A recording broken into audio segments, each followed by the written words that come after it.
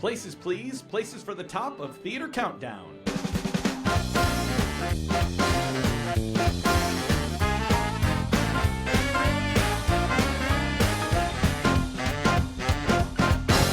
OMG, anything you can count, I can count better. I can count down anything better than you.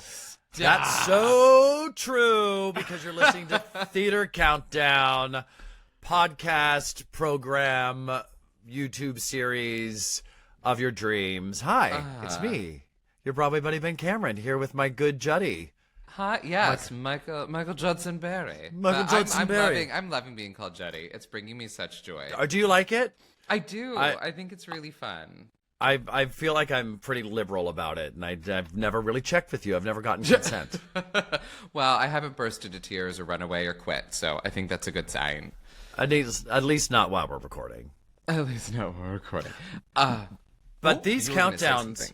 Well, but these countdowns can really be a cause to want to break down and run and cry and hide. And this one, yes, today's countdown is vicious again. Yes, it's. I could hear you in my head when I was trying to pick the top theater duets.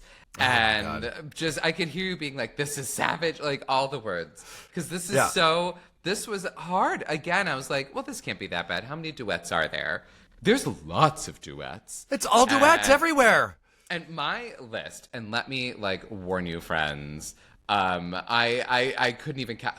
I have a big 2-page list of duets in front of me. And this wasn't even from doing research. This was just off the top of my head of just the ones that I personally love. Mm-hmm. And it's long. And so we're just going to sort of gut instinct this and see what happens. I think you have to. Otherwise, the damage to your psyche might be too great. I know. And therapy is so expensive. I love my therapist, but he's pricey and insurance doesn't cover him. So, that's the thing, instead, right? I'm here. You're here. And we want you to be here, and we're glad you're here. So we want to remind you that now and always is the right time to follow us on social media at Theater Countdown. That's theater with an R-E, because we're fancy pants. On all social platforms except on X/Twitter, where we're Theater Count, because ain't nobody got time for the whole thing. And if you like our show the way that we like you, you should support us on Patreon. It's very easy, it's very cheap, and it comes with so many frills and bonuses that it'll make your theater loving head spin. Community meetups online. You can be in the room watching us record. We'll send you a welcome gift. And, of course, extra bonus episodes where we dive even deeper into each of our lists and get an honorable mention top 5 on top of top 10, which is top 15, and math is hard. Yeah, at least we can give shout-outs to those 5 that we wish we could get on our 10. So, please join us there. You can tell us all the things that we're choosing that you agree with and all the things that you do not agree with. Right, and we know that you disagree sometimes.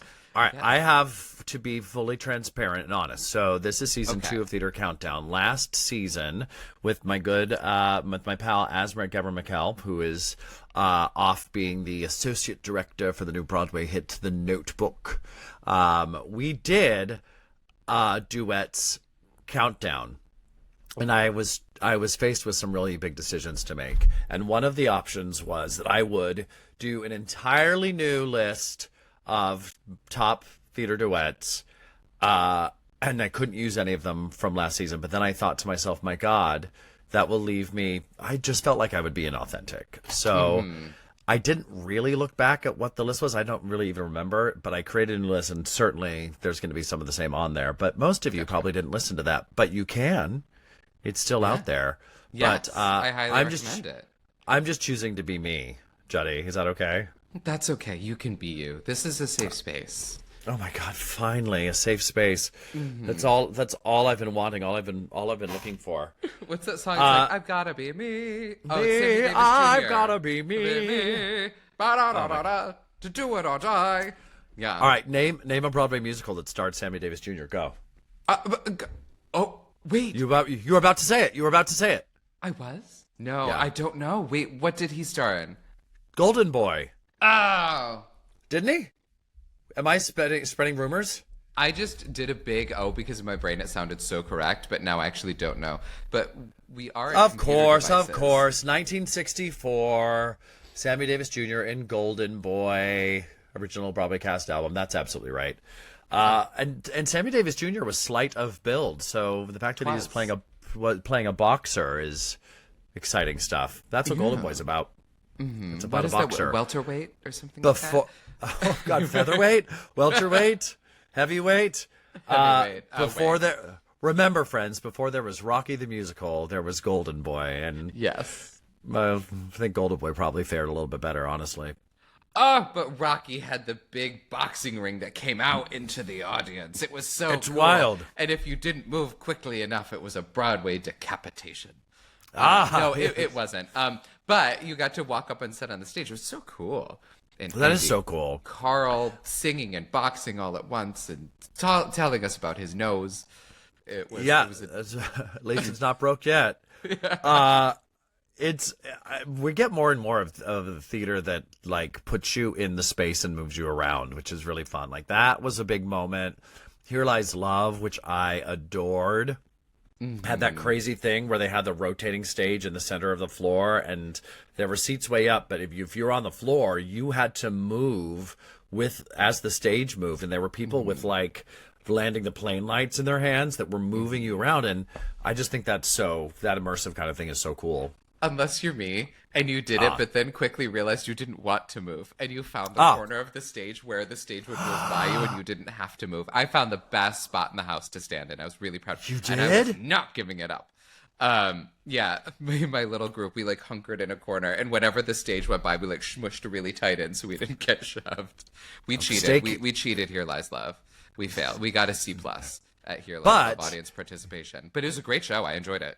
I liked it very much, but the fact of the matter is, you didn't fail it at all because you bought tickets.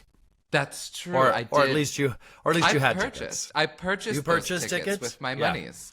Yes, yeah. I did the thing. I went to TDF. I bought them at TKTS in Times Square. What a wonderful place! Sponsor us. What a wonderful place to buy your tickets. I just love TDF and TKTS. Sponsor us. Yeah, they do really nice things. Sponsor us. Sponsor us. Yeah. Sponsor us. I'm excited, though, to hear your favorite duets, because I think a duet in musical theater is always a highlight of the show, because we love a soliloquy, yes. We love a stand in the middle of the stage and belt to the rafters moment, yes. and we love an I Want song, and we love an 11 o'clock number, which quite often are not duets. But the duets are number.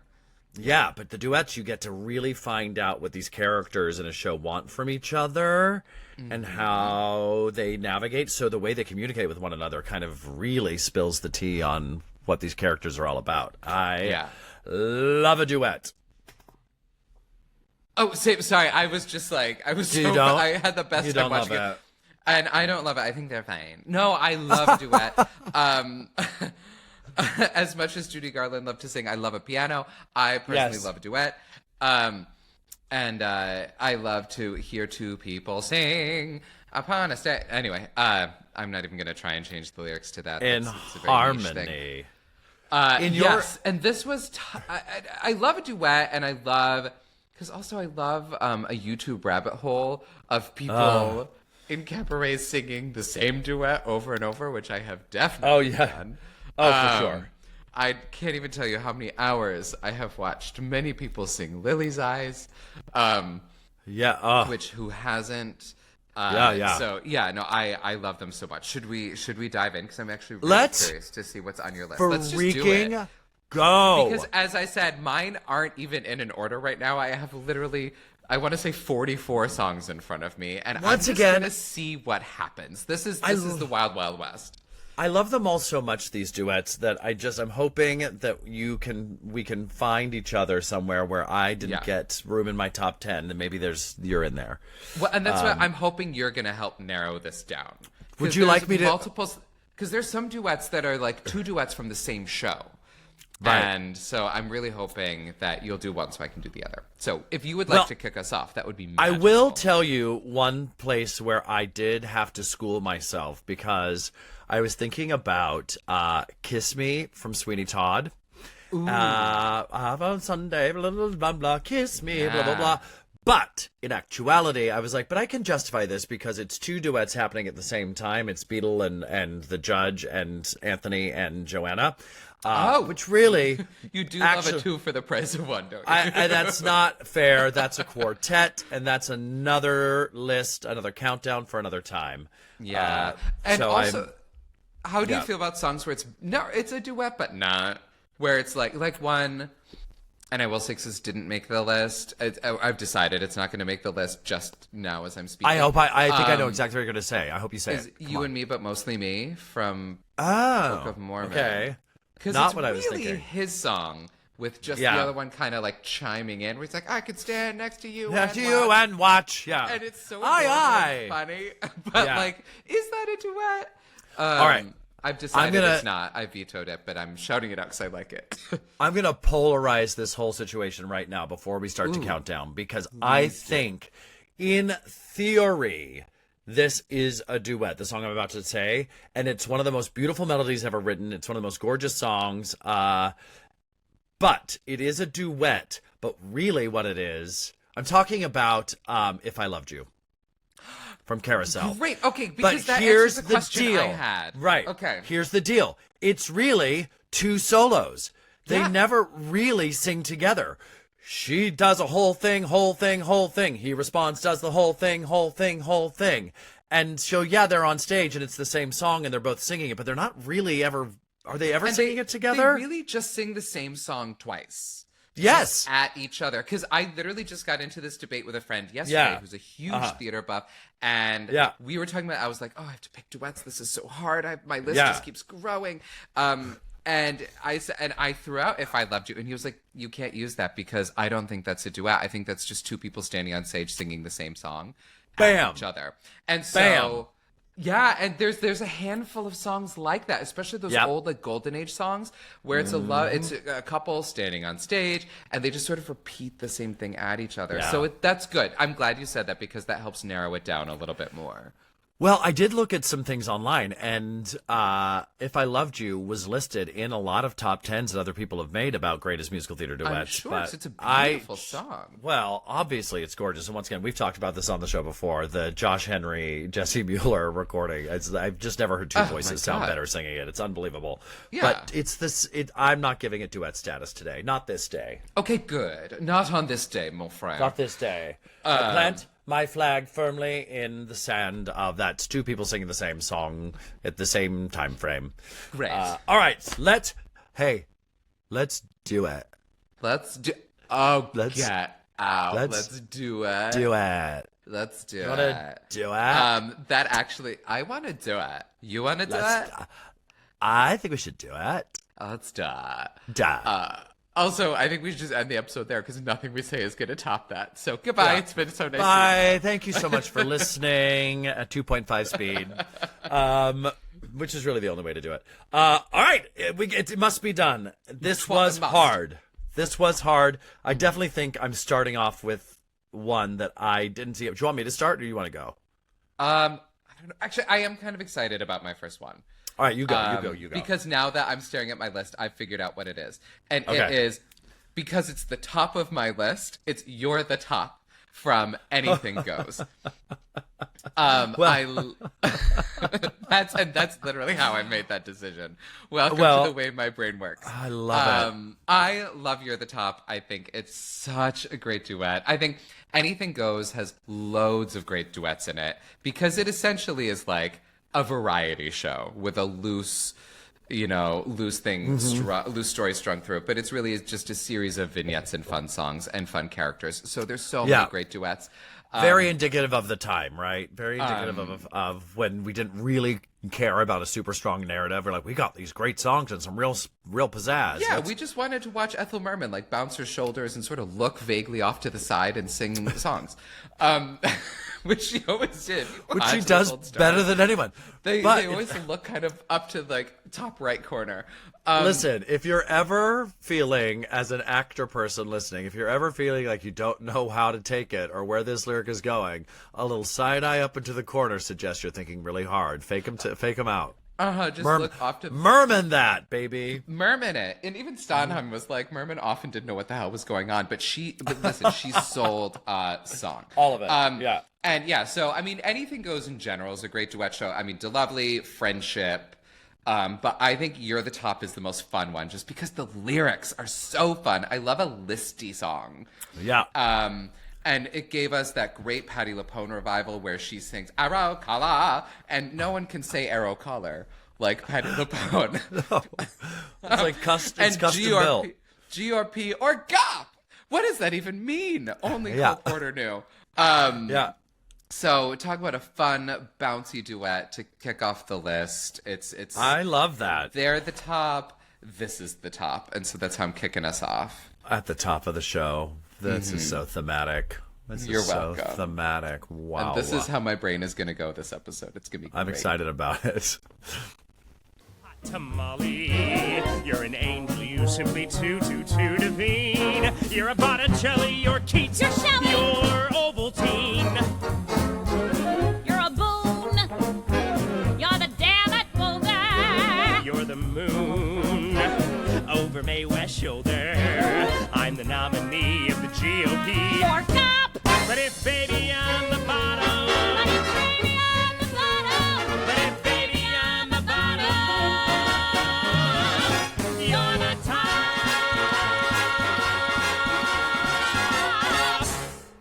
Oh, yeah. What a Yeah. joy. It is. It's the most fun lyrically. It's just like a petri dish of like zingers and wordplay and Yeah. watch what I can rhyme. Yeah. Such a delight. Probably so difficult to memorize. Can you imagine when they were first doing it? Poor Ethel Merman, because she struggled with that. Every day he came in with more things that you could be. Yeah. She's like, Do you think that's there's how it only so started? many things we can top. Anyway, so fun. Well, I've been saying that for years. All right. Number 10 on the top of my list. Number 10. And I don't think this made it onto my list last season, which is where things are happening. But I have come to my senses, I think, and realized that this is so important. I'm going with Wheels of a Dream from the musical Ragtime. Brian Stokes Mitchell, Audra McDonald originated this. Well, Sean's originally in Canada, and then they brought Audra in. But it is, it's a rousing anthem. It is arguably the anthem of a show full of anthems. Quite honestly, Ragtime. But what they do vocally, their voices are just so strong, and there's just these moments where Audra, that we love so much. I just know theater nerds love that. When she flips down into her super chesty voice on some of these intervals when they're in the harmony at the end of Wheels of a Dream. Tell me, listeners, tell me, gay people, that you don't swoon over Audra McDonald popping into her chest. And we will ride. Oh, it's so good. So will run. And she does these little riffs in her head voice, and it's so kind of unexpected from Audra. Yeah. But it's such a powerful melody. It's it's huge. It's beautiful. It speaks to the hope of kind of that early turn of the century Black experience and like the power of like what having a car would even mean to people at that time, which is wild to think about, isn't it? But it's one of the great duets ever recorded. So let's listen to this. Is Audra and Brian Stokes Mitchell singing it live several years later at the Kennedy Center in a concert situation. So if you watch this video on YouTube, you just see how utterly delighted they are to be singing this song together again. Sans costume, sans baby in arms, sans car. Wheels of a Dream is my top 10, is my number 10. Hit it.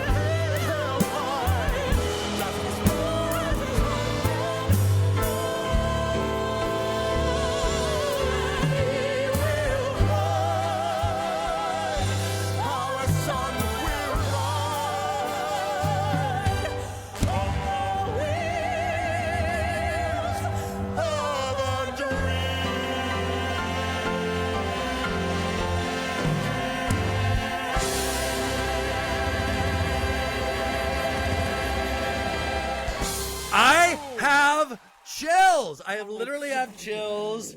It's so good. grand. It's music like this that makes me love musical theater. It is why it's my favorite genre of music and art on this planet. And yes, Juddy, you can march to it. You can absolutely Oh my God. march At the end of that, to I Wheels wanna- of a Dream. I want to just, if I was them, like, I mean, could you, how satisfying to sing that song with those orchestration. I would literally crumple on the floor and take a nap. Maybe eat a cheeseburger. Like, I'd be like, someone bring me food. I just can't move for a minute. Like, but you get heard me that a Lindor chocolate. My favorite flavor is blue. Like, what is that? Is that a quote? it's from Oh Hello. If you ever saw yeah. Talk about a great entire show that's one long duet. But do you hear that? Would you? Annie will ride. It's too. So I hate it. My introduction to that song before I ever heard the Ragtime soundtrack was it was such a politically. Juddy, how are we gonna? Wait, hold on. We have to check in here. How are we going to break you of this habit of calling Broadway cast albums soundtracks? Oh, I'm so sorry. We have the to Broadway break you album, of this. I know. It's the original Listen, cast recording. This is how I connect to. I'm the bridge to the normals because that's how they. I speak their language. I can't help it. I'm an interpreter. You know what?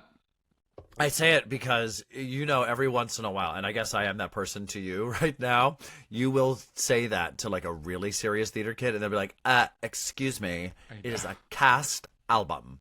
Not soundtracks are for movies. So I'm just helping you. I just want you to be safe in the world. Thank you, and keep on me. I do appreciate it. You don't. So I do. There's no way. I do. Let me look up to Ethel the right, Merman. He mermaned it. I did. All right. So before I heard the cast album of Ragtime, I was a big Renee Fleming fan. And she and Bryn Terfel, if you're an opera fan, Renee Fleming and Bryn Terfel covered this song because Renee is a huge Broadway buff, as is Bryn Terfel. He later did that amazing concert version of Sweeney Todd with Emma Thompson. Yeah. And he's one of the great opera bass baritones. She's obviously one of the greatest opera sopranos of her time. So they did a musical theater album together, all of duets. And that they had no business really doing. Because at the time, Renee didn't really have a chest voice yet. And this is still whenever she sang in English, it just sounded like she was singing in German. Because obviously to sing in an operatic style for women especially, it's a very different style. So they did Wheels of a Dream. And which really, wasn't the best move, but it's such a good song. And I'm sure that was the conversation. And they were like, but it's such a good song. And I will say, it's actually pretty magical because they have a full orchestra and it's done by two opera singers. And she, because she can, does a cheeky option up at the end where she goes low like Audrey. And she actually has a really rich chest voice. And then at the end, when he's holding Dream, she goes, ah, and she just goes up and just into the rafters because she can. So friends, if you're curious, it's a fun, showy version of it. Bryn and Renee. Because you could tell she was like, I'm not taking the low option on this. I'm Renee Fleming. It's the universe will not be satisfied until I do a huge showy option up.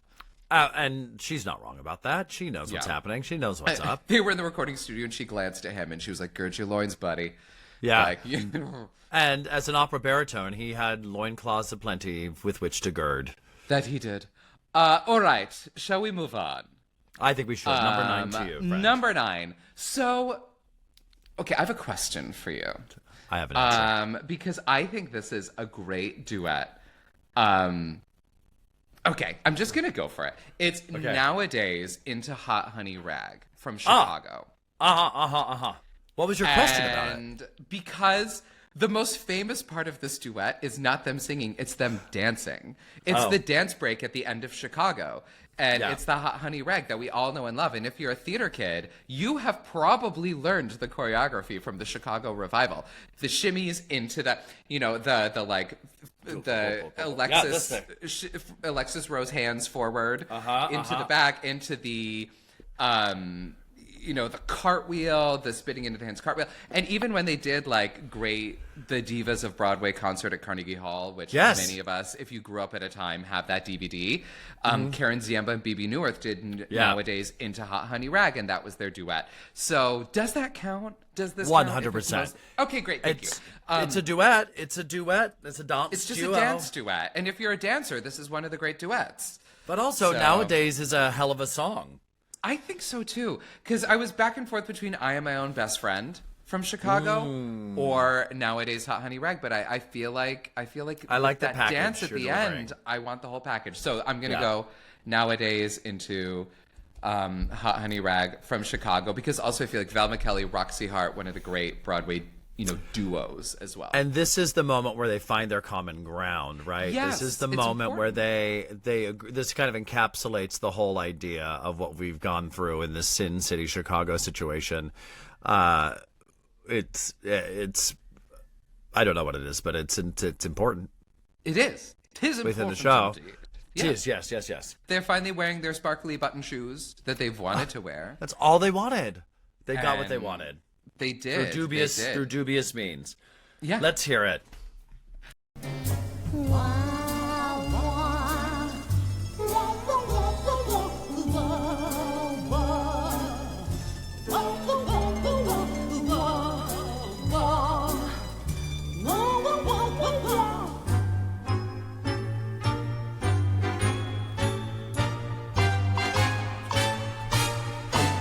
That's good, isn't it grand? Isn't it great? Isn't it swell? Isn't it fun? Isn't it? But nothing stays. In 50 years or so, it's gonna change, you know. But oh, it's heaven nowadays. Bob, I have one thing to say about this. When this is edited, don't you dare take out those wah-wahs, because I love sending it to a song that is just them going wah, wah, wah. I'm into it. I think it's the only duet we're going to hear that has a wah-wah chorus. Also, who's giving better wah-wah than BB Newirth? That vibrato is so broad. It's so wide. Wah, wah. Wah, wah, wah, wah, wah, wah, wah.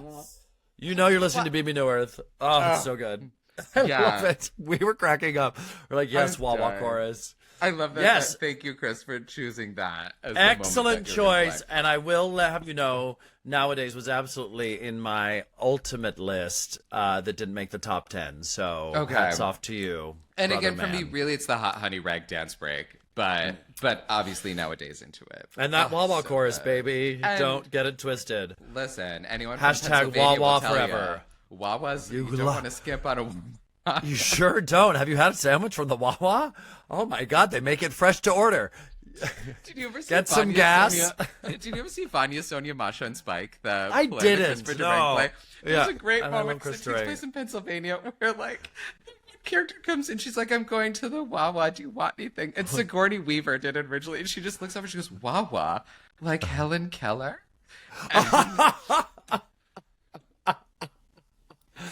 Wah wah. And I died. I was like, "That's a terrible joke," and it's so Oh, funny. it's the best joke. Christopher Durang is a Anyway. god. I have a Christopher Durang book of plays right there. Yes. Okay. Oof. All right, number Okay. 9. Listen, my number 9, this show only exists because of the duets in it. There are 2. There's an Act 1 finisher and a show finisher. And you, obviously, if you're going to write a show about Siamese twins in the circus, you've got to have some banging duets. There's 2. I'm talking about sideshow people.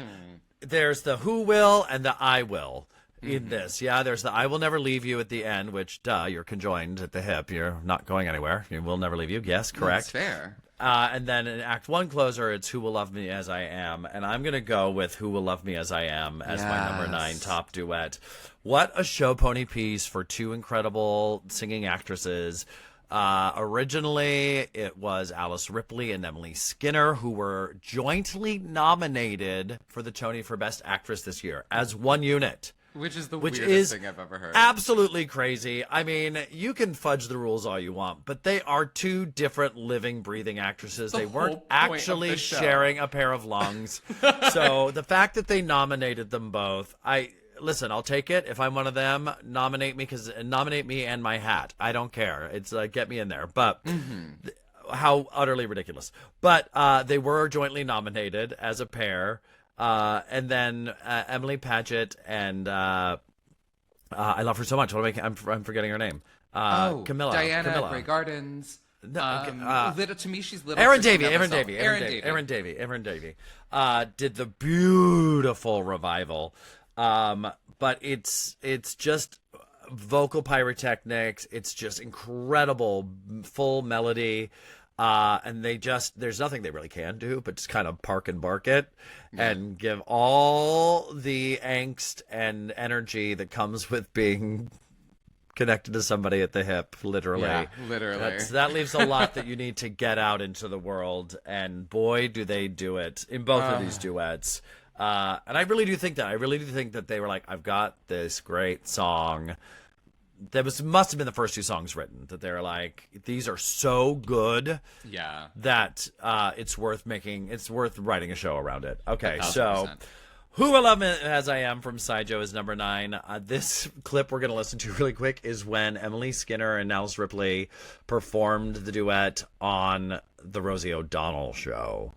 That's how long ago it was. They're on the Rosie O'Donnell show, and and I may have talked about this or not, but in 96, 97, when the show opened and ticket sales weren't going well, Emily Skinner and Alice Ripley stood in Times Square personally before their shows, handing out flyers, trying to beg people to come see the show, because the marketing, let's be honest, was totally off in the beginning. If you look at the cast album cover artwork, it's weird and grainy and disjointed, and you don't know what you're looking at, and then someone says, well, it's about Siamese twins. You're like, I'll see Phantom. Thank you very much.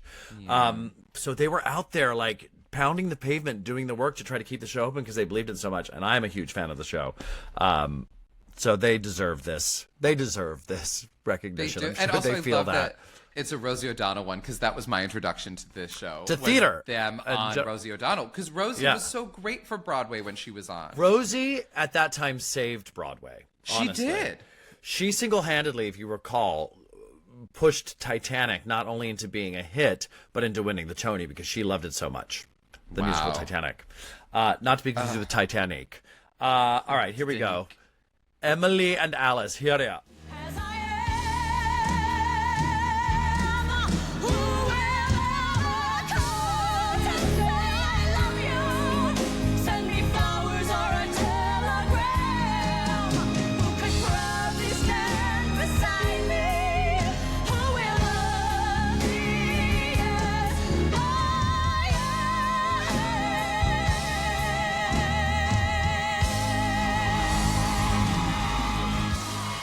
I I love that Emily Skinner on that last note was like, you know what? I'd rather be down a third. I've got to hold this. Like, girl, I've got to hold this for a few bars. I think I'm going to be more comfortable down.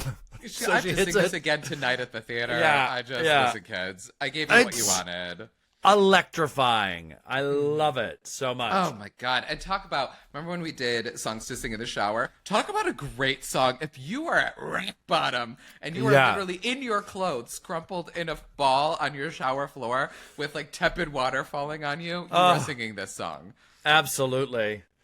Who And will then send me you flowers get up and or a look at- telegram? Yeah. And then you get up, look in the mirror, and you sing I Will Never Leave You with mascara running down your face. Oh my God. It's a full day. Full day. Oh no. You're busy means I that have to day. pick a number 8. Yes, you must. Oh gosh. Okay. God, I love that song. Oh, I'm still recovering. It's still rattling in my bones. I'm gonna switch gears because that was such a heavy one. Let's pick was up with heavy. It's so like me. a fun one. So All this right. is from this is called "The Grass Is Always Greener." Yes, from yes, Woman excellent. of the Year. Now, most people do not know this musical. It's based on a Katharine Hepburn film that even fewer people know about. It starred Lauren Bacall when it opened on Broadway. Lauren Bacall, who inexplicably won 2 Tony Awards for Best Actress in a Musical, even though Harvey Fierstein would beat her in a singing competition. Bless her. I do love Lauren Bacall. She'll teach you how to whistle any day. But applause. Yeah. The grass is always greener. And if you really want to go down a fun Woman of the Year YouTube rabbit hole, there's Debbie Reynolds took over for her on Broadway. I love Debbie Reynolds. I do, and there's a great sequence where Debbie, again, you thought she sounded unhinged in It's got to be more than Irene. 9th Avenue. Yeah. Oh, just wait till you hear 80s Debbie in Woman of the Year, where she's like, I am the woman of the year. It's great because there's also a clip of her on the final performance when she just roasts the producers, where she's like, "We had a great show. I mean, I did my job." Like in her closing night speech, she's like, "Well, I mean, the producers decided to close the show, but I mean, what do they know?" It's so funny and unhinged. But so The Grass is Always Greener, though, is the song that I feel like popped from this musical that sort of fell into obscurity. It's so funny. It's sort of a token, sort of schlubby character with a glamorous character in this sort of love triangle situation.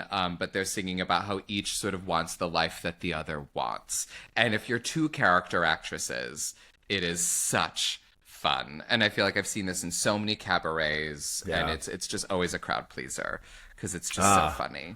What's so wonderful? I love it. I've seen so many drag queens do this, and you can play with the lyrics to make it about yourself. It's great. Oh, for sure. I'd rather make a pot roast So go and brown an onion. and have some peace and quiet. You've already had my husband. Everyone's a victim of this donkey little victim. The grass is always greener in someone else's.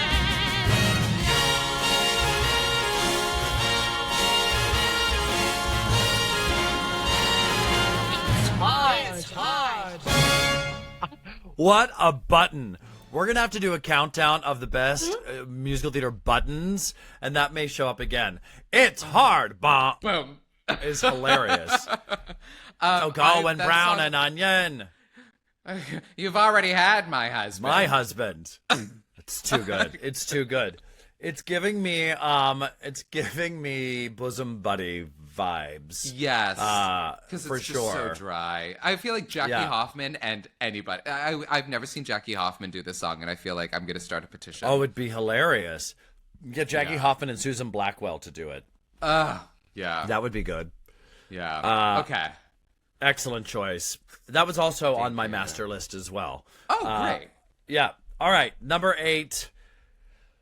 Classic. None of mine are going to be fun and upbeat. I just think it's time I told you. Good, because I That's- keep leaning towards these more pattery ones. So It's important This that you is do good. because I just want to like march all day long. And you can march to this next song for sure. I'm going with number 8, West Side Story, A Boy Like That / I Have a Love. You all know what this is about. It's Anita. Oh my gosh, Bernardo's been killed, and her best friend is going to run away with the murderer, and all of it's just the stakes are so unbelievably high at this point, and they're just on 2 opposing sides of this earth-shattering nightmare of a situation. And love it.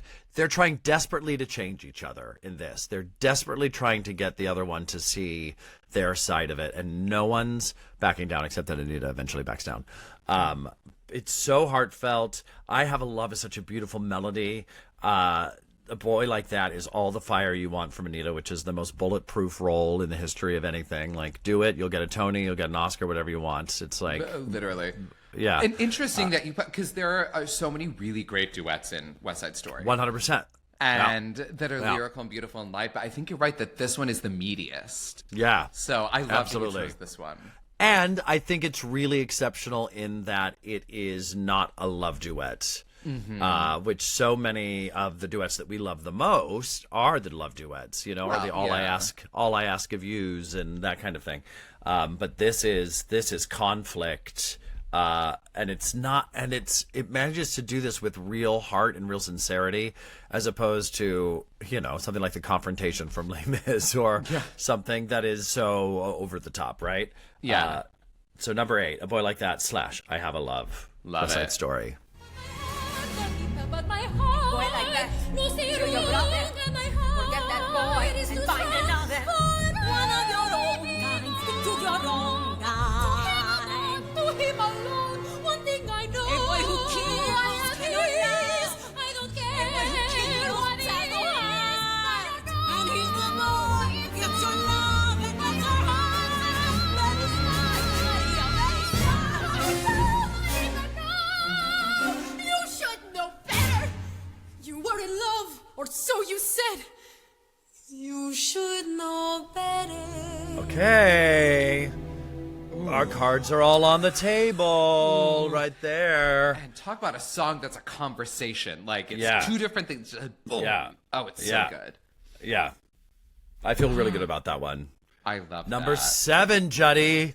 Oh, no. What happens now? Oh, boy. Okay, because we're getting down to it. Ooh, okay. Okay, I know what we're going to do. I figured it out. This was going to be an earlier one, but you know what? No. This is going to be my number 7. It's Nothing Without Me from City of Angels. Oh, excellent. Woohoo, Yahoo, and 2 thumbs up. Thank you. I love this song. I have loved this song since I heard the original cast album. Well done. Before You're I ever saw the such show. a good theater nerd now. Thank you. I'm trying to learn. That's why I'm not your Broadway buddy. I'm just theater enthusiast. You know that But it's a yeah. made-up title that I just gave myself, right? Everyone's but it aware that I just decided to call myself that. Listen, It's not like Esquire, I will follow. but it is the name of my LLC. Oh, wow. Well, that's a great Yeah. name. Yeah. Anyway, doesn't matter. Anyway, City of Angels. No, City of Angels. I saw a great production of City of Angels at the Donmar in Don London. Mar. And if you don't know the show, it's about a writer who's really struggling and going through a lot of things in his own life, and then the fictional character that he's created and sort of his world. So his world's in black and white, so it's very film noir. And then there's the real world, which is like 1950s Hollywood, I want to say, which is where they are. So it's got this great sort of like, film noir-y, old Hollywood-y feel. So Nothing Without Me is so good because it's the author battling with his fictional character that he's created, and they actually like get in a fight, which I think is so great. And when they did it at the Donmar, which was fun, was the two men were moving around the stage, and they used projections to light it. So as one would walk, more of the stage would become black and white, and his world would start to take over, and then the other one would move, and his world would start to take over. So there was this like battle of colors, and at one point they had different levels, and one went up to a balcony and one stayed down, so it even shifted horizontally. It was so cool. But regardless, I love this song. The original cast it was Greg Edelman, the great Greg Edelman, who's back on Broadway, and James Naughton, who's from the original cast of Chicago. And it ends with this crazy high note. What's Greg Edelman in right now? He's, I want to say, in Water for Elephants. Oh, cool. And actually, the first time I ever saw City of Angels was at Ben Platt's high school production. No. And Ben was a senior, and he was playing Greg Edelman's role. He was playing the writer. And my voice teacher at the time was the music director at the high school. And it was one of those high schools where all the famous kids went, right? So Right, like for Mary sure. Lou Henner was the mom selling cookies before the show. It was all like children of Hollywood people. And my voice teacher was talking about, he was like, I've got this kid, he's playing the lead. His dad's like a big producer. Anyway, he's great though, but he's really struggling with the high note at the end. Because if you listen to it, it ends on a very high note for both of them. And to this day, and he was like, but I got it. I taught him how to hit that note. And when Dear Evan Hansen came out, the voice teacher wrote to me and he was like, I taught him how to sing those notes. I taught him how to be a tenor. I want all the credit. So yeah, so my first time seeing Ben Platt was, and I will say, even as a high school kid, he was great. I was, and the also, wizened 22-year-old who was like, well done. Yeah, well, Ben Platt knows his way around a high note. Like, Now he holy moly. If you listen to some of his pop music, which I absolutely love, some of it is just in the rafters, and he is soaring vocally. It's yeah. really, really fun. Oh, I love this song so much. This is so Let's great. do it. Let's jump in. You always wanted to be. Let's deal with the issue you wish you would be. You're nothing without me. Without me, you're nothing at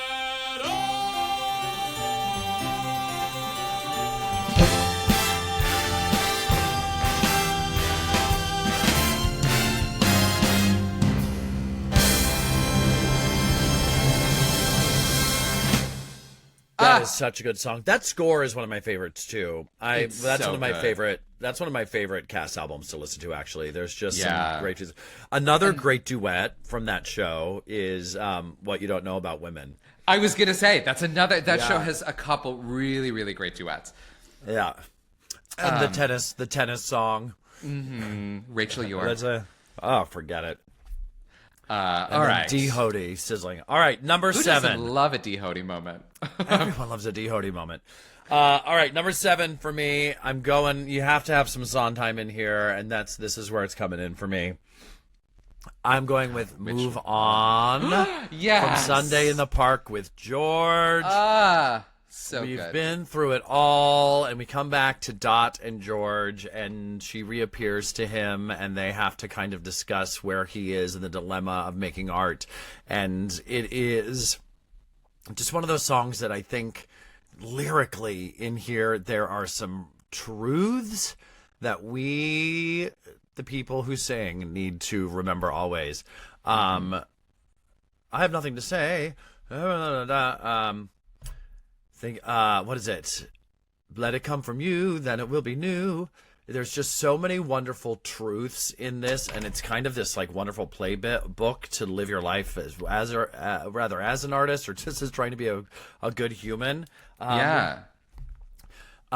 Stop wondering if your vision is new. Let others make that decision. They usually do. You keep moving on. So good. It's just so good. And it's Mandy Patinkin originally and Bernadette Peters at the height of their powers, chewing the scenery. But there's not a bad recording of this. You know, even the Annalie Ashford, Jake Gyllenhaal is pretty great. And there was that wonderful Studio 54 revival that had come over from London 15 years ago.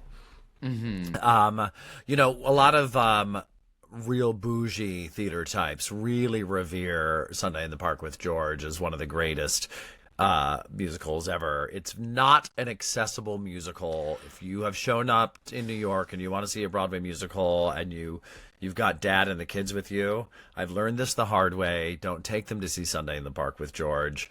I took my sisters, who I thought would be smart enough to handle it, and they just couldn't stand it. But it is a masterpiece. Yes. And we has evolved artistic sorts. But this song is the heart and soul of it, and it's such a beautiful duet and such a great healing moment for these two characters who can't find it. They're too lost in their own wants and things, and the struggle, the internal struggle of being an artist, which is kind of this great overtone of Sunday in the Park with George. The person who loved him the most that he couldn't receive enough comes back to tell him he's doing okay. Yeah. And just And which is how so poignant. Relatable for both of them. I feel like everyone has been in either of those pairs of shoes at some point in time. You're the one who's come back, who's like, you can move on, and then you're the person who's stuck, who needs to hear it. You know, that's you to We me thought every you. time I say Broadway soundtrack, and you're like, no. Absolutely. I say move on. Yeah. But I don't say it like this. Hit it, Mandy and Bernie. through to something new, something of my own.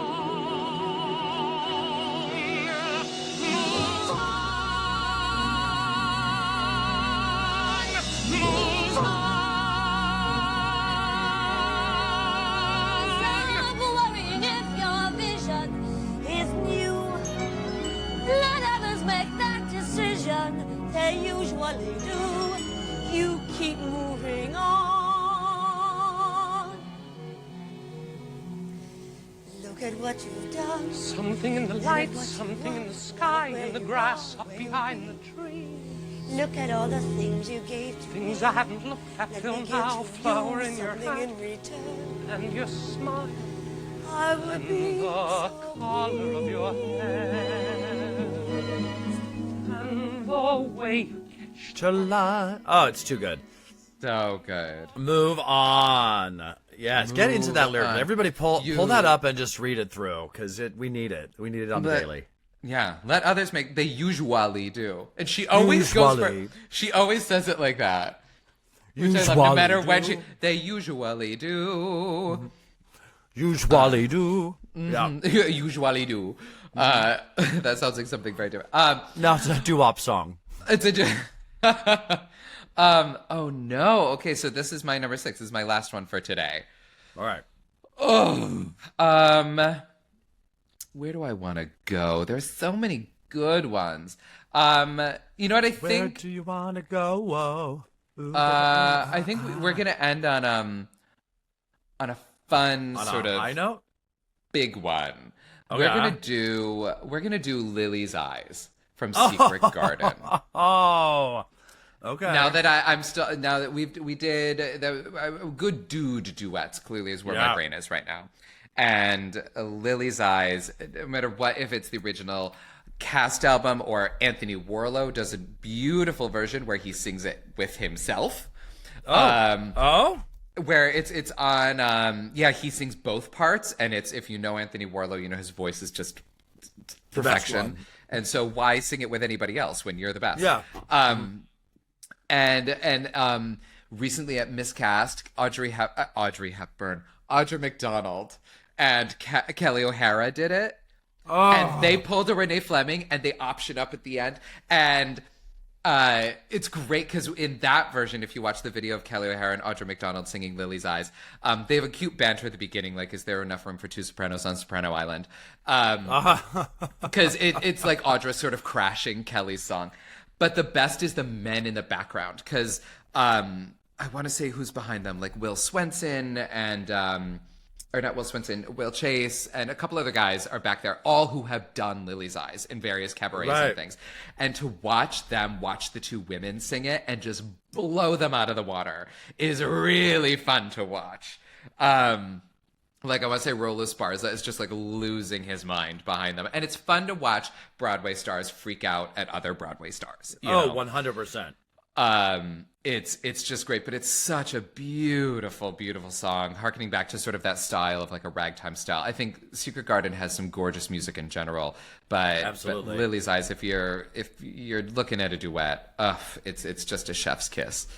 So, Chris, I'm curious to see which version you chose to have us listen to.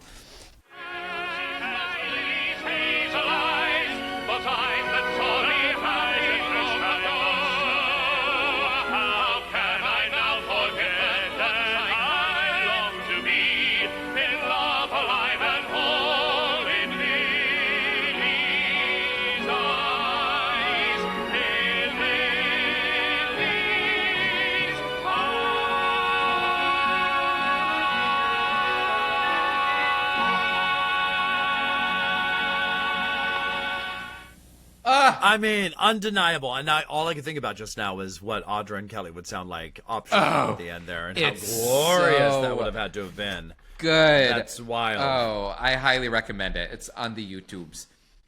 That was absolutely going to be my number 6. Is that right? Is that what math looks like? I love when we accidentally end up on the same page together. I know. I love it too. It's very reassuring for me. Yes. The theater geek in me sees the theater geek in you. But I am prepared for this moment. Okay. Because you know how hard it is to narrow it down. And so this gives me an opportunity to represent another song in my number 6 spot, which is such kind of an anomaly of a song. Because I think that it is, in the Stephen Sondheim canon, quite possibly the single most pop song he's ever written. Ooh, it's okay. so melodically accessible and beautiful, and but it's a duet that is not at all actually sung to the other person in the song. In fact, they're singing to other people whom they don't even know because they're psychopaths who are about to try to kill people. So I'm giving number 6 is Unworthy of Your Love from Assassins. Nice. It's such, I mean, it's so disarming as a song because you listen to it and it is so kind of lush and lovely. And if you're not really zeroed into the lyrics or know the context of the show Assassins, which is just wild beyond belief, oh my God. It just sounds like a beautiful love duet. And as I say, so easy on the ears in a way that Sondheim usually isn't.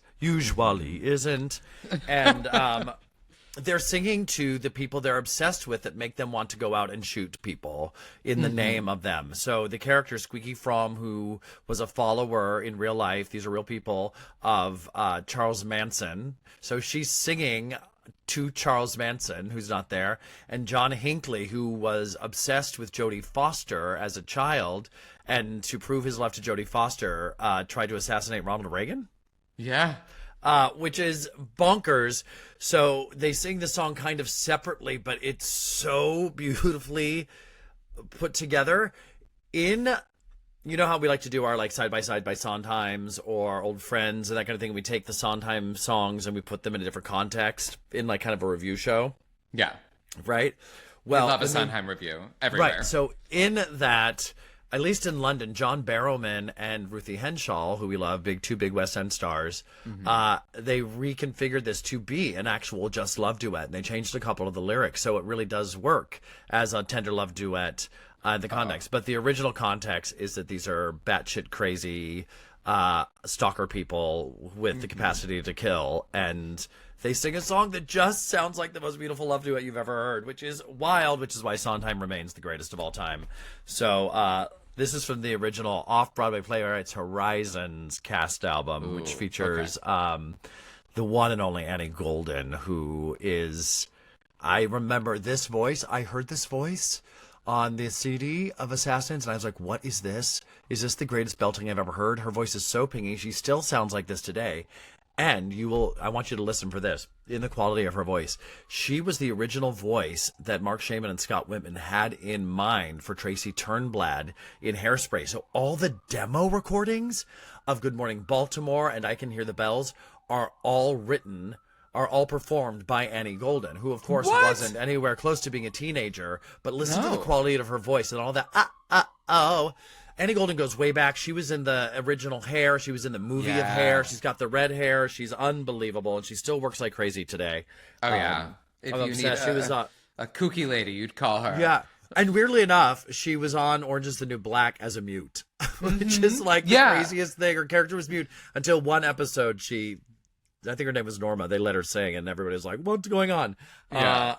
That's a lot of backstory on Annie Golden, but this is number 6, Unworthy of Your Love from Assassins. Yeah.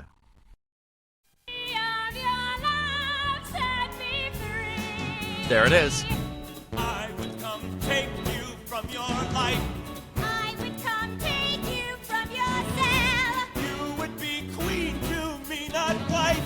I would crawl belly deep through hell. Baby, I'd die for you. Baby, I'd die for you. Even though I will always know I am unworthy of your love. Johnny darling, Let me be worthy of your love.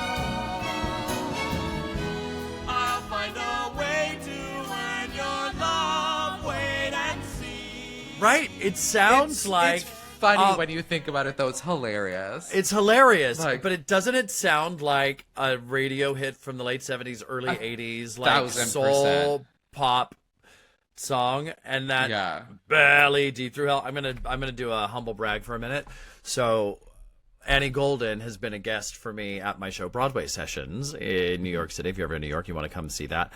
And I forced her to sing Unworthy of Your Love with me. And there's video proof of me singing that song with her. And That's a moment, my friends, where the theater kid inside of me could die a very happy death.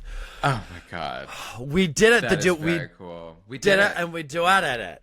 We did it. Dotted it. Hey, So close. next time we are going into our top 5. So if you think the struggle bus was real here, it's only going to get strugglier and bussier. And we have some very special guests who are going to share some of their top 5 musical theater duets with a twist. The Theater Lovers, who we all know and love on the social medias, is here with us next time. I am so excited to chit chat with them because I'm such a big fan. I'm so excited to finally meet them. So it's gonna be great. Awesome. Tune in. As always, rate and review. Share us with your friends. We're into that sort of thing. Comment. We want to know what your thoughts are. And, of course, follow us on social media at Theater Countdown with an RE because we're very sophisticated on all social platforms except for Twitter/X where we're just Theater Count. Indeed, because who has time? Not I. No, not I either. All right. I need to go figure out. I just became Scooby-Doo. What are my top 5? Row, Ruggy. This is me tough, so I'm gonna need. Was that a clue? Maybe. We'll We'll all find right, out. this has been so much fun. Has. We love ya. Get out there, make some art, have some fun, be a friend, and remember, That's showbiz, kid. kid. Yeah. Great, we did it.